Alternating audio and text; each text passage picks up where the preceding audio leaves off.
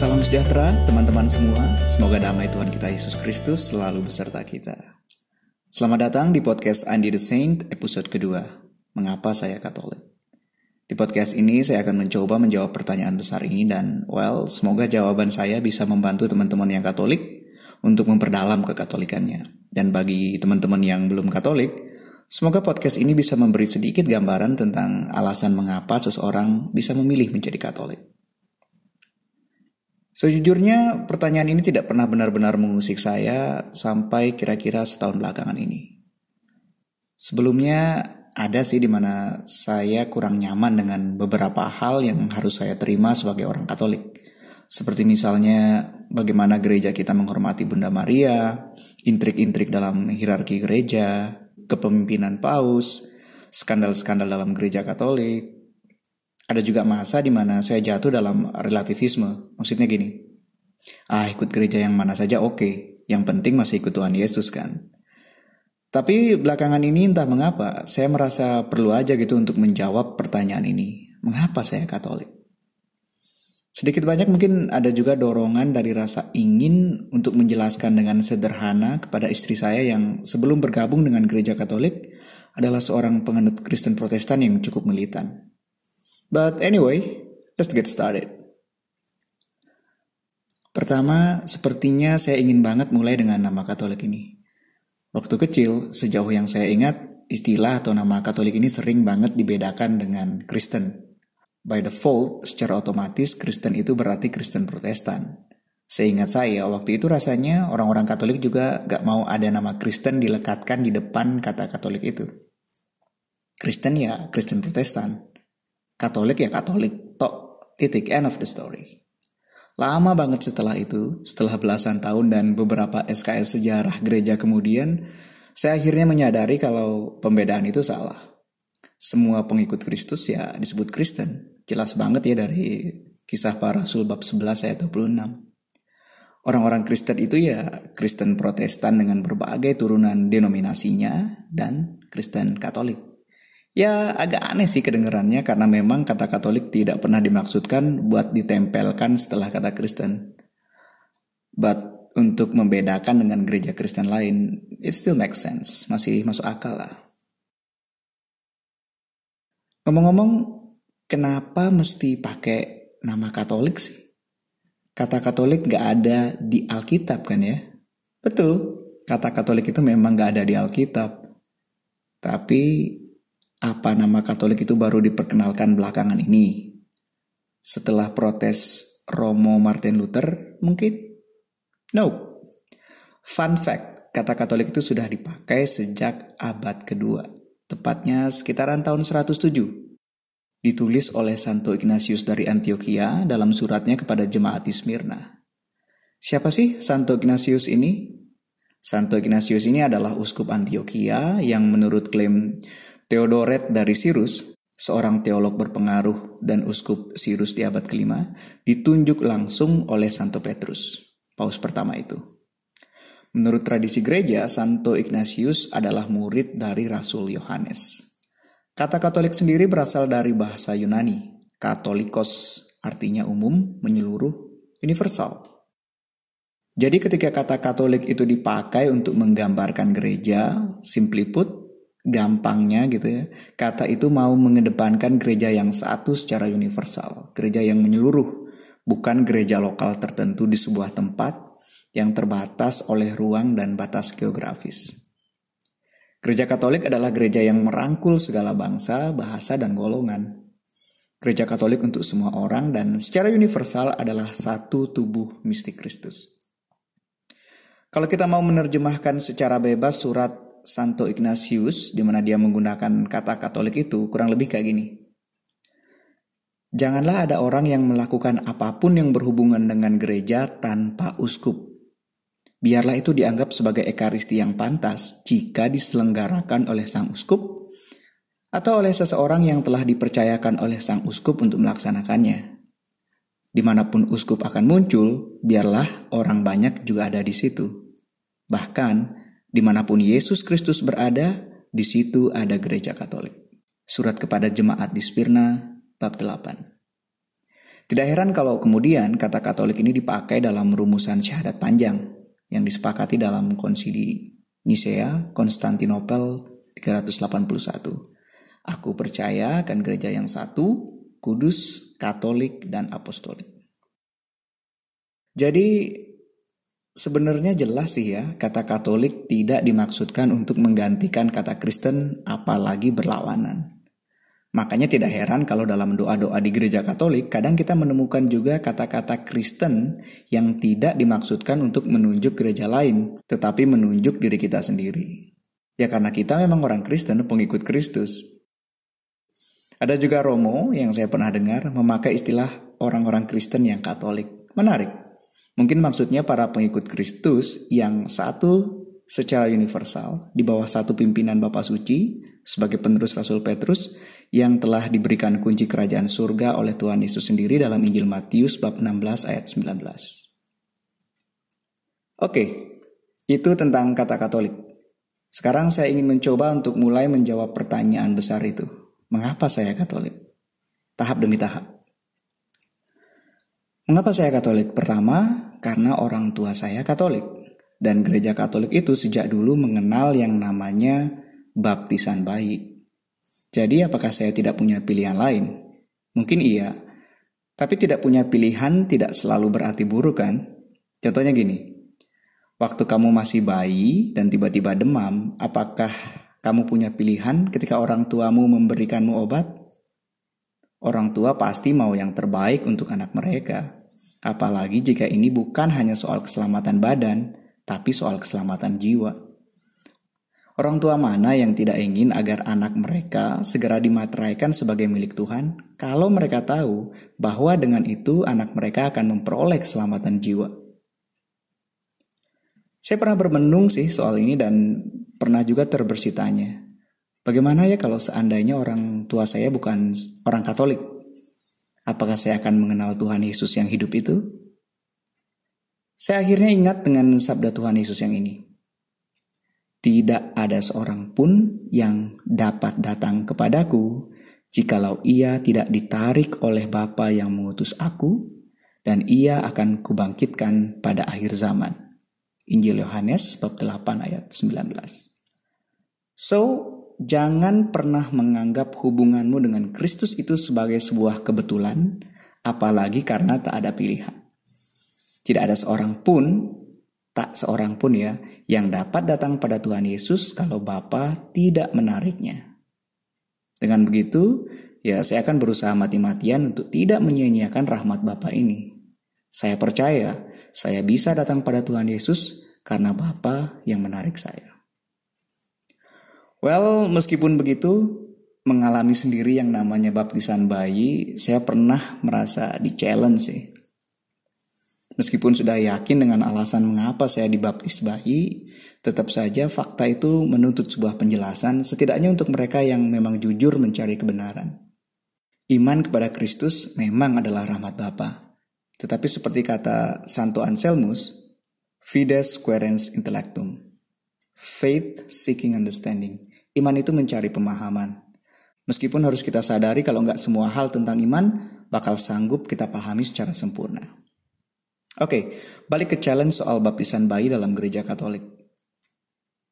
Mengapa bayi yang belum bisa memilih secara bebas dan bertanggung jawab harus dibaptis, atau yang seperti dituduhkan orang-orang harus dipaksa menjadi anggota gereja? Saya tertarik dengan penjelasan Scott Hahn, seorang penulis, bisa dibilang teolog yang menulis banyak buku tentang gereja, bahwa pembaptisan itu adalah pengganti sunat dalam perjanjian lama. Jika dalam perjanjian lama tanda ikatan dengan Tuhan yang diberikan Tuhan kepada Abraham itu adalah sunat, maka dalam perjanjian baru tanda ikatan itu adalah baptis. Makanya kalau kita baca dalam Kisah Para Rasul bab 15, saat gereja perdana atau gereja mula-mula berdebat apakah orang bukan Yahudi wajib disunat jika menjadi orang yang percaya pada Kristus, para rasul dalam konsili Yerusalem akhirnya memutuskan bahwa sunat itu tidak wajib. Apakah semua keturunan Abraham tidak diberikan kebebasan dalam memilih saat mereka disunat waktu berumur 8 hari? Justru karena betapa pentingnya tanda ikatan itu lebih cepat diberikan akan lebih baik, bukan? Keluarga mana yang tidak ingin agar anggotanya secepatnya bergabung dengan keluarga Allah menjadi milik Allah? Dan sejak awal, Allah itu selalu punya hubungan istimewa dengan keluarga, kan? Ya nggak sih? Keluarga Adam dan Hawa, keluarga Nuh, keluarga Abraham, keluarga Ishak, keluarga Yakub. Keluarga Yakub yang menjadi cikal bakal ke-12 suku bangsa Israel, hingga keluarga kudus di Nazaret, Bapak Yosef dan Bunda Maria. Apakah hubungan Allah dengan keluarga-keluarga itu hanya terbatas pada orang-orang dewasanya saja? Ingat, bahkan Tuhan Yesus disunat saat berumur 8 hari. Alright, kembali ke pertanyaan mengapa saya Katolik. Pertama-tama, saya berpikir kalau saya Katolik karena orang tua saya Katolik. Tapi kemudian saya menyadari, saya Katolik bukan hanya karena orang tua saya Katolik, melainkan pertama-tama karena Allah Bapa yang menarik saya pada putranya yang terkasih, Tuhan Yesus Kristus. Dan Santo Ignatius dari Antioquia mengatakan, di mana Yesus Kristus berada, disitulah gereja Katolik. Oke? Clear? Wait, tunggu dulu. Sepertinya ada yang belum selesai di sini. Pertanyaan lanjutan yang mendesak banget untuk dijawab setelah pertanyaan pokok pertama itu adalah, dari mana saya tahu kalau gereja Katolik atau agama Katolik itu adalah gereja atau adalah agama yang benar? Di dunia sekarang ini kan ada banyak banget agama dan kepercayaan. Mengapa saya percaya kalau apa yang ditawarkan oleh gereja Katolik adalah kebenaran semata-mata? Pertama-tama, kekristenan itu lahir dan menyebar bukan untuk membangun sebuah perkumpulan atau organisasi dengan kepentingan tertentu. Kekristenan atau gereja pertama terbentuk bukan dengan iming-iming janji manis tertentu. Kekristenan itu lahir dan meluas karena kesaksian dari orang-orang terdekat Yesus Kristus yang memiliki dorongan sangat kuat untuk membagikan kepada setiap orang apa yang mereka saksikan dengan mata kepala mereka sendiri. Kebangkitan Kristus. Santo Paulus dalam suratnya kepada jemaat di Korintus, 1 Korintus bab 15 ayat 14 menulis, tetapi andai kata Kristus tidak dibangkitkan, maka sia-sialah pemberitaan kami dan sia-sialah juga kepercayaan kamu. Maka jangan dibayangkan kalau para murid Kristus itu pada masa itu mewartakan kisah lengkap tentang Tuhan Yesus dari dia lahir hingga bangkit. Injil itu baru ditulis setelah peristiwa kebangkitan Kristus. Yang mereka wartakan adalah kebangkitan Kristus. Mengapa? Karena kebangkitan Kristus adalah tanda yang paling jelas bahwa semua yang diajarkan oleh Tuhan Yesus adalah kebenaran semata-mata. Tidak ada yang percaya dengan apa yang dikatakan oleh orang mati, bukan? Tetapi Yesus Kristus adalah Tuhan yang hidup. Dia bangkit. Nah, pertanyaan selanjutnya adalah, dari mana saya tahu kalau para rasul itu gak bohong? Gampang. Saya yakin kalau gak ada orang yang rela mati konyol demi membela kebohongannya. Ya gak sih? Apalagi kalau kebohongan itu harus dijaga oleh banyak orang, maka akan lebih mudah untuk menguak kebohongan itu saat salah satu darinya atau sebagian tidak kuat lagi menjaga kebohongan itu saat diancam dengan penyiksaan atau bahkan kematian. Tapi kalau kita lihat, semua rasul Kristus pada akhirnya mati sebagai martir. Kecuali Santo Yohanes, untuk membela imannya, untuk tidak mengingkari kesaksiannya. Rasul Yohanes sendiri menurut tradisi juga pernah berusaha dibunuh, namun dia selamat dan akhirnya dibuang ke Pulau Patmos.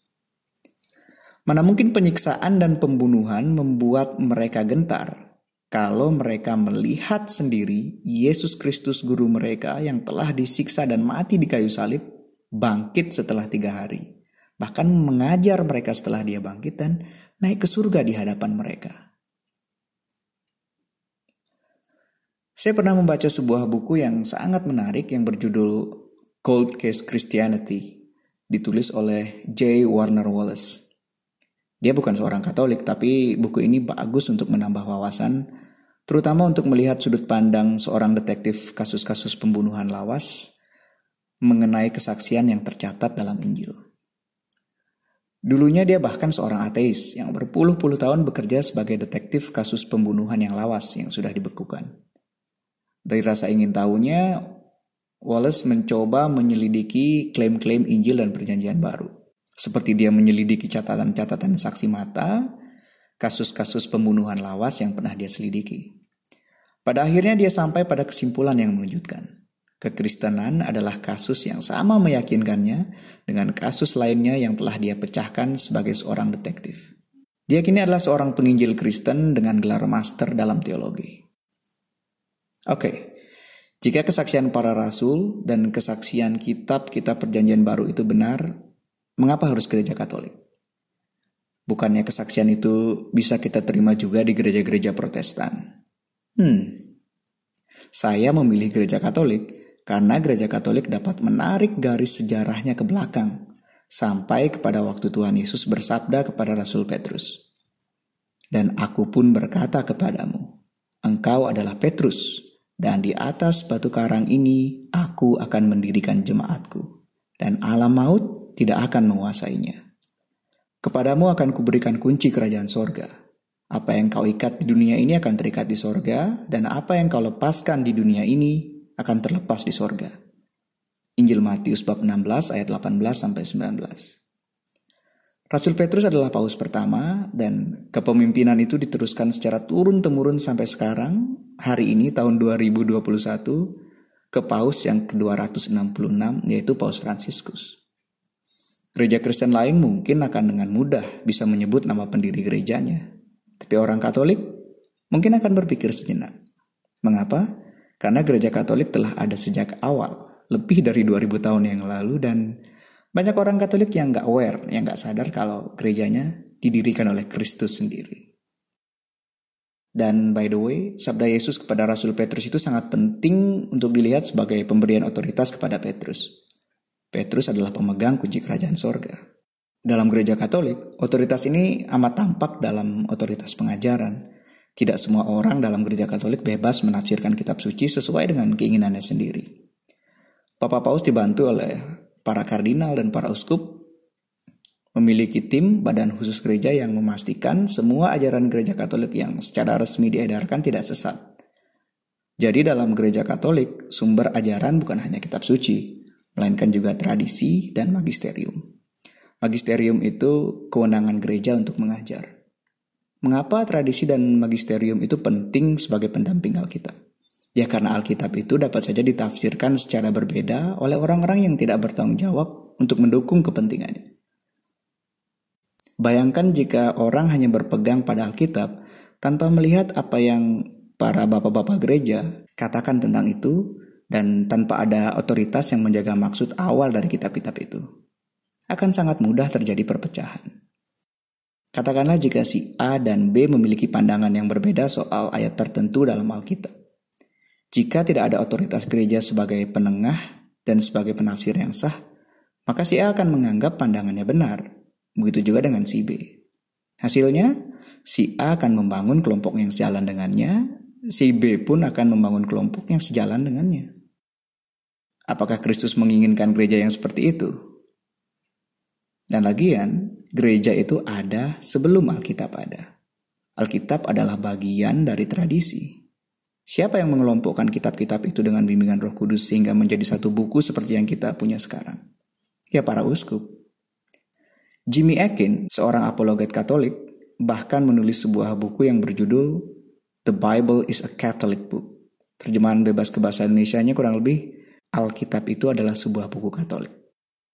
Dia menunjukkan bagaimana Alkitab itu tidak akan ada tanpa gereja. Dalam asal-usulnya, formulasinya, kebenaran yang terkandung di dalamnya, dalam pelestarian yang sangat hati-hati selama berabad-abad, kitab suci itu tidak dapat dipisahkan dengan gereja Katolik. Oke, baiklah.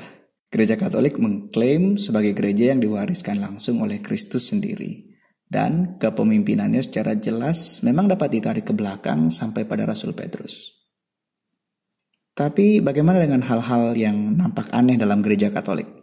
Seperti patung-patung dalam gereja, pengakuan dosa, Bunda Maria yang sepertinya disembah, ekaristi, intrik-intrik dan skandal hierarki, sampai mendoakan orang mati. Mengapa saya tetap Katolik?